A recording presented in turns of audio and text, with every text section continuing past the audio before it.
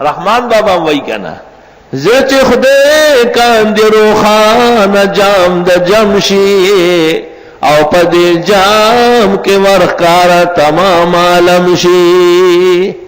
اللہ تعالیٰ جب دل کو روشن کر دیتا ہے تو اس کو نظر آ جاتا ہے. بھائی یہ تو خدا تعالیٰ کی قدرت ہی کے کرشمے ہے.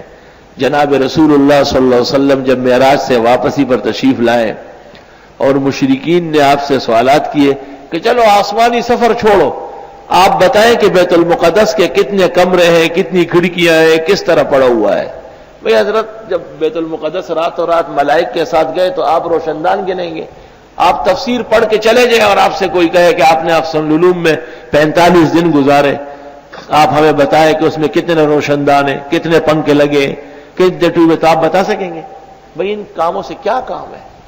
لیکن مشرک تو ایسے ہی ہوتا ہے بدبخت، عجیب طرح پورے. حضرت فرماتے قرب تو قربتن، سخت پریشان ہو گئے کیونکہ فرمایا مجھے یاد نہیں تھا.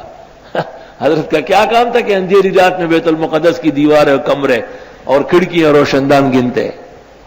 فرمایا فرفع اللہ لی البیت، بخاری شریف، فرفع اللہ لی البیت، اللہ تعالیٰ نے بیت المقدس اٹھا کے جبل ابی قبیس اور کعبے کے سامنے رکھا.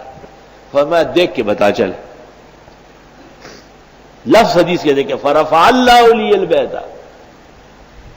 اور ترمذی میں ہے فجل اللہ لی البیت، اللہ تعالیٰ نے روشن فرما دیا. بالکل سبحان اللہ.